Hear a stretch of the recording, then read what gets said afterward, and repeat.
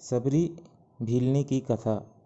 सबरी यद्यपि जाति की भीलनी थी, किंतु भगवान की परम भक्त थी। साधुओं की सेवा करने में इसको बड़ा आनंद मिलता था। पंपा सरोवर के निकट निकट दंडक वन में जहाँ मातंगादि ऋषि रहते थे, वहाँ इनके आश्रम में रात्रि के समय चुपचाप लकड़ी डाल आती थी। ऋषियों के आने जाने के मार्ग को झाड़ू बुहार कर साफ कर दिया करती थी। ऋषियों को बड़ा अचंभा होता था कि यह ऐसा कौन सा भक्त है जो इस प्रकार छिपकर हमारी सेवा करके हमारे तप और भजन में साझी होता है। एक समय रात्रि में बहुत से ऋषि इस भेद को जानने के लिए छिपकर बैठ गए और अपने नियमानुसार सबरी के आने पर उसको पकड़कर मातंग ऋषि के सामने ले गए। सबरी डर के मारे रोने लगी। जब ऋषियों ने जाना कि यह सबरी नीची जाति की है, तब बड़े चिंतित हुए और सोचने लगे कि इसकी लाई लकड़ियां हमने अपने तपकार्य में लगाई हैं, ना मालूम इस अपराध का कौन सा दंड भोगना पड़ेगा।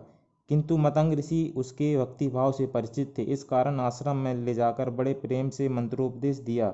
अब सबरी मतंग ऋषि की सेवा में रहने लगी। जब ऋषि परमधाम को जाने लगे तो सबरी ने भी साथ जाने के लिए हट किया, किंतु ऋषि बोले कि तू यहाँ ही रह, तुझे त्रेता युग में भगवान का दर्शन होगा और तू अविरल भक्ति तथा परमधाम पावेगी।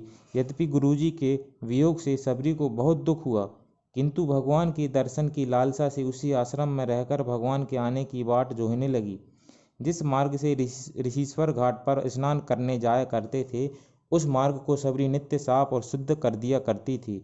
एक दिन मार्ग शुद्ध करने के कारण ऋषिश्वर को बड़ा क्रोध आया और क्रोध के आवेश में उनका वस्त्र सबरी के शरीर से स्पर्श हो गया। इस अपराध में उन्होंने सबरी को बहुत कुछ बुरा भला कहा और फिर स्नान करने के लिए सरोवर पर गए तो क्या देखा कि सबरी का जल रुधिर के सदृश लाल हो गया है और बड़े बड़े कीड़े तैर रहे हैं।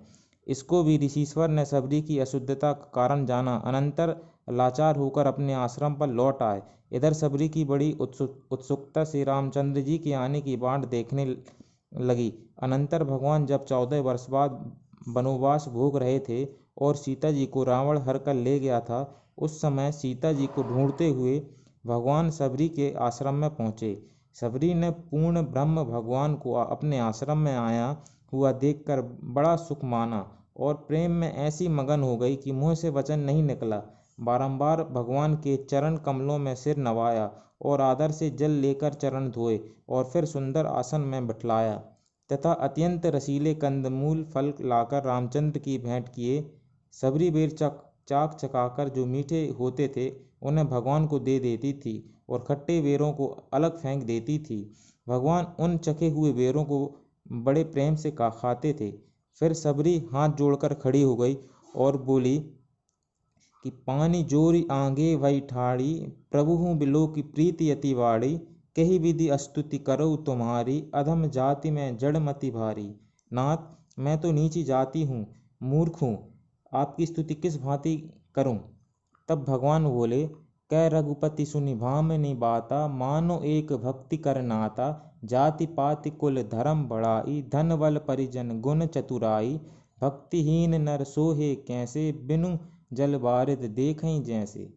हे भामिनी, मैं तो केवल एक भक्ति का नाता मानता हूँ। भक्त मनुष्य की जाति पाति का विचार नहीं किया जाता। भक्तिहीन मनुष्य बिना जल के बादल समा दिखाई देता है। भगवान के ऐसे वचन सुनकर सबरी ने अपने को धन्य माना। फिर भगवान का आगमन वहाँ सुनकर बहुत से ऋषि उनके दर्शनों को आए और भगवान के दर्शन करते ही अपने धर्म कर्म व जाति के अभिमान को बिल्कुल भूल गए। फिर भगवान से प्रार्थना की कि भगवान ऐसी कृपा करिए जिससे इस सरोवर का जल शुद्ध हो जाए। तब भगवान ने कहा कि सबरी के परम पवित्र चरणों का स्पर्श होते ही सरोवर का जल निर्मल हो जाएगा। तब ऋषिश्वर सबरी की अनेक प्रकार की स्तुति करके उस सरोवर पर ले गए और उसके चरण स्पर्श करते ही सरोवर का जल शुद्ध हो गया। फिर भगवान ने सबरी को 9 प्रकार की भक्ति का उपदेश दिया और कहा कि यदि इस उपदेश को सदा स्मरण रखोगी तो आगमन से सहज ही छुटकारा पाओगी। फिर जब भगवान ने विदा मांगी तो सबरी उस वियोग के कष्ट को ना सह सकी। भगवान के मुख का दर्शन करके उनके चरण कमलों को हृदय में धारण करके योग की अग्नि में देह त्याग कर उन चरणों में लीन हो गई और ऐसी जगह पहुंच गई कि जहां जाकर फिर कोई नहीं लौटता है। धन्य है नीच जाति पृथ्वी पर पाप की मूल, ऐसी स्त्री को भी जिन्होंने मुक्त कर दिया। ऐसे करुणानिधि भगवान को छोड़कर जो सुख चाहते हैं वे बड़े मंद बुद्धि हैं। जय सिया राम।